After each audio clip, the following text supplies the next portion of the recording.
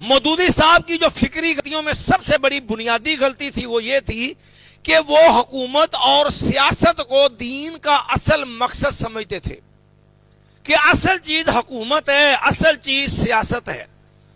اور یہ فکر بالکل جو ہے قرآن و سنت کے منافی فکر ہے۔ یاد رکھیے اسلامی تعلیمات اس کا منشا حکومتوں کا حصول نہیں ہے، دین اسلام کا غلبہ ضرور ہے، وہ غلبہ دعوت کے ذریعے ہوگا، لوگوں کی اصلاح کے ذریعے ہوگا، معاشرے میں تبدیلی لوگوں کو بگاڑ کو سدھارنے سے ہوگا، اور اس کے رستے میں جو رکاوٹیں آئیں گی ان کا ازالہ جہاد فی سبیل اللہ سے ہوگا۔ لیکن اسلام کے اندر مقصود اصلی حکومت اور سیاست کا حصول نہیں ہے۔ یہی وجہ ہے کہ مودودی صاحب عقیدے کی آیتیں، وہ آیات جن میں عقائد کا بیان ہے،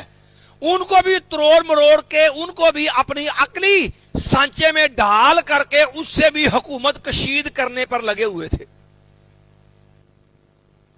عقیدے کی آیات جو ہیں ان سے بھی کھینچا تانی کر کے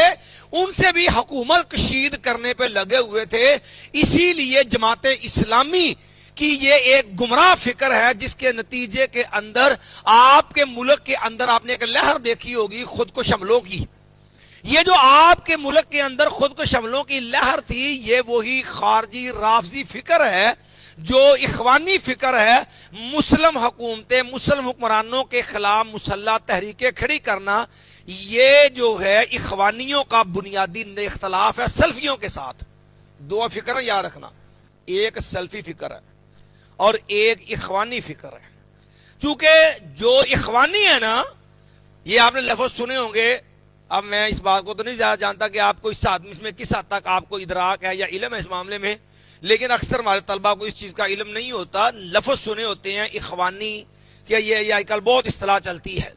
اور عمومی طور پر آپ دیکھیں تو اس نظریات کے اندر جو ہے یہ معاملات اخوانیت کے جو ہوتے ہیں، اس میں قطب شہید تھے مصر کے جو بدترین مکفر تھے، پوری امت کی تکفیر کرتے تھے۔ اس کی باقاعدہ تفسیر ہے سید قطب شہید کی۔ سید قطب شہید کی تفسیر آپ نکال لیں،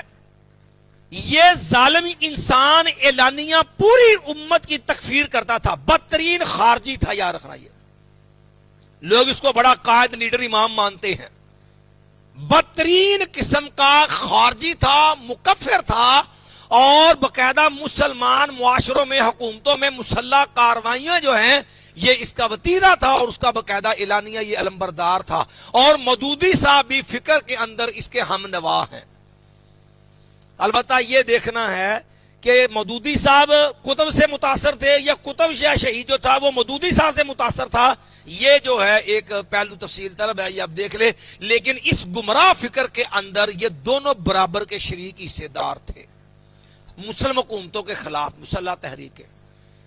اسلام کا یہ مزاج ہی نہیں ہے، کیونکہ اسلام میں حکومت اصل نہیں ہے، غلبہ دین، دعوت دین اصل چیز ہے، اور غلبہ دین بھی دعوت دین کے ذریعے ہے، نہ کہ مسلح کارروائیاں۔ ہاں جو دعوتی رکاوٹیں ہوں اس کے خاتمے کے لیے جہاں جہاد کی ضرورت پیش آئے گی وہاں جہاد جو ہے وہ کیا جائے گا۔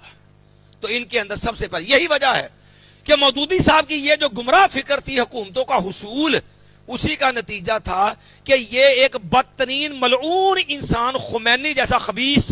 جو بدترین گستاخ بھی تھا صحابہ کا اور بدترین رافضی تھا، پلید انسان، اور اس ملعون انسان کا اندھا عقیدت مند تھا مودودی،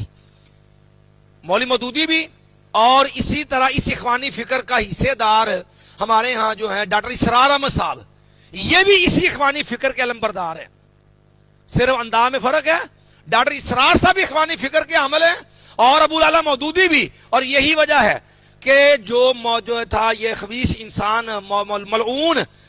جو خمینی تھا، اس نے جو امت مسلمہ کا قتل عام کیا اپنی حکومت کے حصول کے لیے، اور اس کو امپورٹ کیا گیا تھا جب رضا شاہ پہلوی کے خلاف ایران کے اندر، تو اس نے جو اندھا دھند قتل عام کیا وہ بدترین فساد فی الارض مودودی صاحب اس کو جو ہے وہ اسلامی انقلاب سے، اور جو ہے اسی طرح جو ہے ڈاکٹر اسرار احمد یہ اس ظالمانہ قتل عام کو اسلامی انقلاب سے تعبیر کرتے ہیں، حالانکہ وہ شیطانی فساد اور امت مسلمہ کا ناحق قتل عام تھا، اور خبیث ملعون روافظ ان کمینوں کا جو ہے وہ اندھا جو ہے ظالمانہ تسلط تھا، اس کو اسلامی انقلاب قرار دینا بھی اسلام کی توہین کے مترادف ہے، یاد رکھنا۔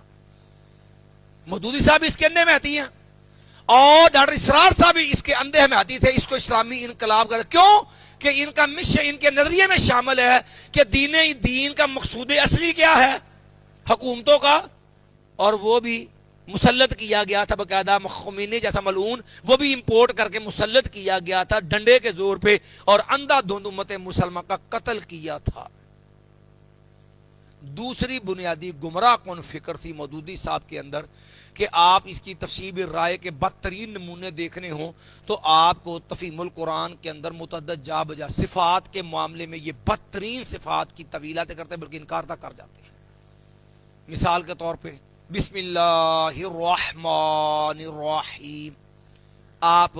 الرحمن الرحیم اس کی تفسیر نکال لیجئے۔ رحم